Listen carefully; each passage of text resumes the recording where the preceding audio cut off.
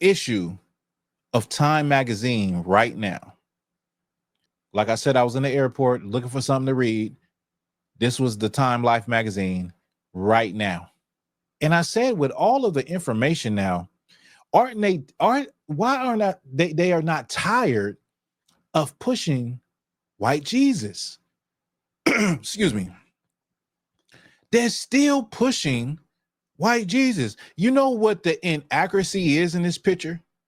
Before I get into the actual image, because I'm going to go into Revelation, the actual discrepancy in this picture is Jesus has on a Roman toga.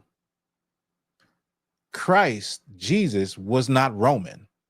And it would be no reason for him to have on a Roman toga, y'all.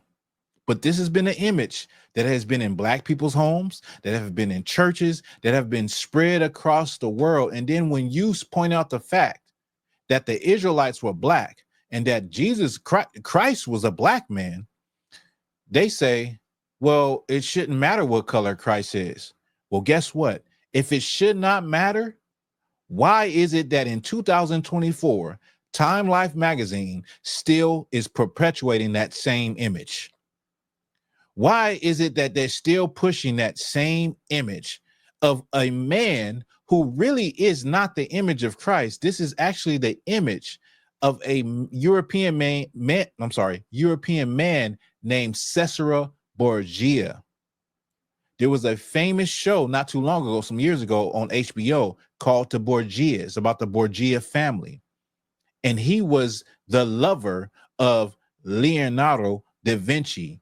And Leonardo da Vinci painted his lover as the image of Christ. And over time, this image has been duplicated and duplicated and duplicated, of course, by just painters, not copied like we have copy machines today, but this image has been duplicated.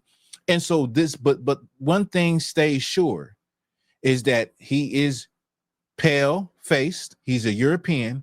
He has long flowing hair and he has a Roman toga. Sometimes he may have like blondish brown hair or blue eyes. But one thing stay the same is that he is painted as a European when the Israelites were not nowhere near white. They were black people. They were a Shemitic people. They were a Asiatic people. Many people don't know the term Asiatic. They think it's talking about Asians, but Asiatic people included Egyptians, it included Hebrews, and it included a couple other groups that were in that area.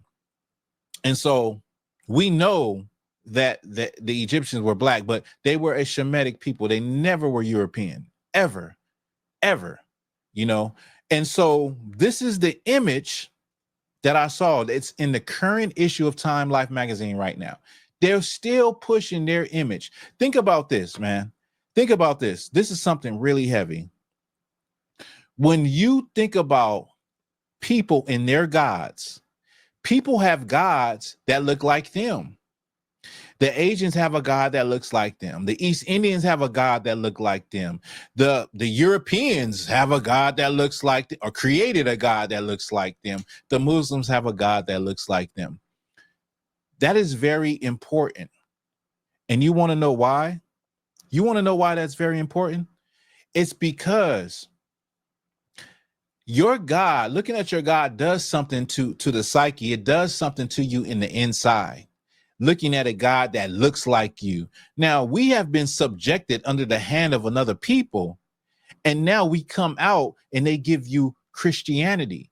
Not only do they give you the religion of Christianity, they give you the image of them for the God of Christianity. And so think about what that does inside of the mind. This is why you have Negroes today that are in a black Christian church that will argue with us as Israelites and say, like, y'all are off. You're of Satan. It doesn't matter what color Christ is. Well, if it doesn't matter what color Christ is, why is it even in the Bible? This is the book you believe in, and it gives you the description of God, of Christ. But why would it even be put in there if they didn't want you to know? And they don't have no answer. But when you're looking at a God that doesn't look like you, how can you see God in yourself. How can you see God in your people? You see God in another people. You see God in a people that don't even look like you. And because of that, God, let me tell you something. Let me throw a little let me throw something else in there. That God that you see, he also was the God of the Ku Klux Klan. Yeah. He's also the God of the Ku Klux Klan. He was also the God of the slave master. And he's supposed to be your God. So you're supposed to go to heaven, and you're supposed to be, we know in the truth, we know that there is no such thing as heaven, according to the Bible. But I'm talking about Christianity. They believe you go into some place in the sky.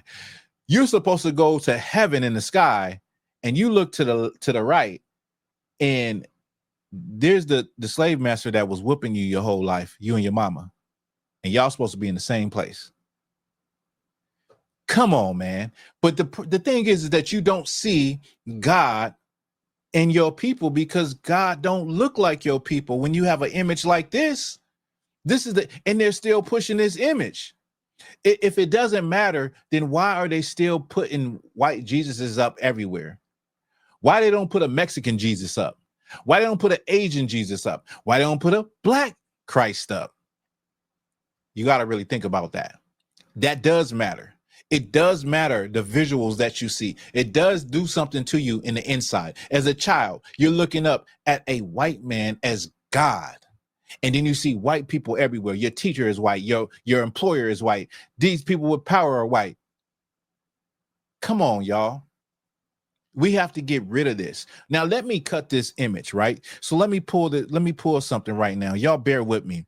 We don't got too much longer. Let me, how much time check? I'm gonna end it about 2:30. I'm sorry, 2 hours and 30 minutes. So we got about 20 more minutes. Okay. Let me pull this up. And let me show you something. Now, this is Power up your checking with an instant issue debit card, a powerful mobile app, and no overdraft. Revelation 1, chapter 1, verse 13 through 15. Okay. Now I'm gonna skip down to verse 14. And now this is a vision of John the Revelator seeing an image. He's in prison on the island of Patmos, and he's seeing an image of Christ. He's seeing this image, this vision. I'm sorry, not an image, but a vision of Christ. It says, I'm gonna start from 13. I'm sorry. It says, in the midst of the seven candlesticks, one like unto the Son of Man, clothed with a garment down to the foot, and girt about the paps with a golden girdle. Now, a golden girdle, of course, is like a golden war belt, but he was clothed to the foot, right? Meaning he had on a cloak. Like in ancient times, you think about medieval times, you think about like let's see, like Game of Thrones or something like that.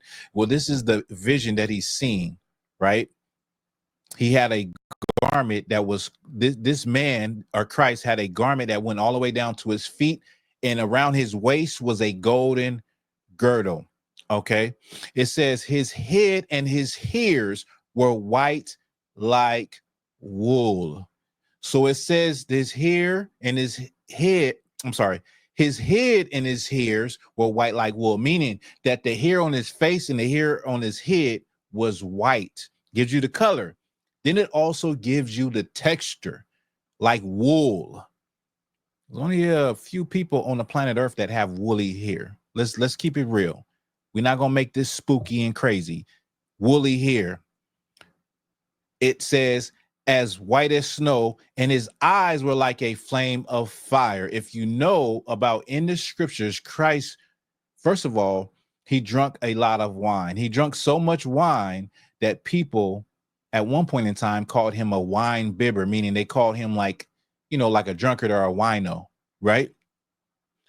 What this symbolizes is the fact that he not only drunk, but that when he comes back, the image of him when he comes back is that he has great indignation against the people who have done his people wrong. Let me go ahead and verse 15. This is the kicker. And his feet like unto fine brass. his feet. Remember, John is in the spirit on the ground in prison, bent down, seeing this vision. He sees the feet of the image of Christ, and his feet are like fine brass, meaning brass is a derivative of brown. Let me keep going. As if they burnt in a furnace, and his voice as the sound of many waters. So his feet was like brass, as though it burnt in a furnace. If you take a penny, I don't have a penny. If you take a piece of brass and you put it in a furnace, it's brown, but it's going to become very dark brown, meaning Christ was a very dark man. Now, who is this? He does not fit what the Bible describes what Christ looked like. He doesn't have on what Christ looked like. His hair is not colored or has the texture of what Christ would have, nor is his skin dark brown or black. So why is they perpetuating this image across the planet Earth? That's a comparison. You can't even compare these two. You can't even compare it. Now, I do have, let me see if we have some time, because I do have ancient images of Christ. I brought this out before. This is from the Roman catacombs around, I think I have the date on there, around the 1st century. The Jews lived in Rome. They lived amongst the Greeks, and then after the Greeks, came the Roman Empire. It came a time when the Jews were persecuted by the Romans.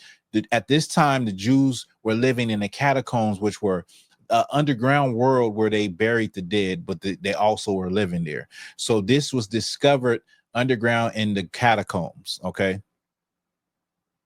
Now, this is from the 2nd century. I'm sorry. The catacombs are of Domitilla, right, in Rome, which you know as Italy today. This is an image of Christ and the 12 disciples, a very old fresco, a very old painting to the 2nd century. So we're talking about over 1,000 years and some change, image of Christ. So why are we seeing this as the image of Christ? Just goes to show you that the propaganda is real. It goes to show you that even though we're in the information age, they still want to enslave the minds of people and keep people subservient to the Europeans. So I'm gonna just drop that. All right.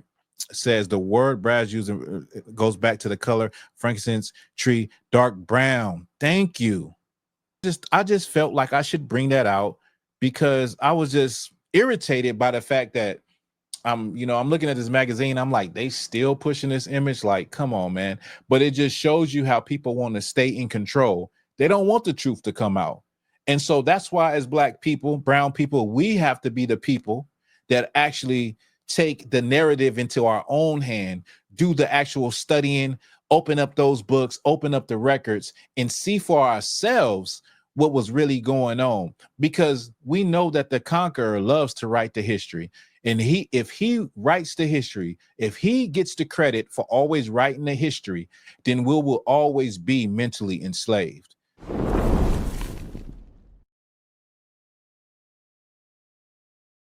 The truth is, behind closed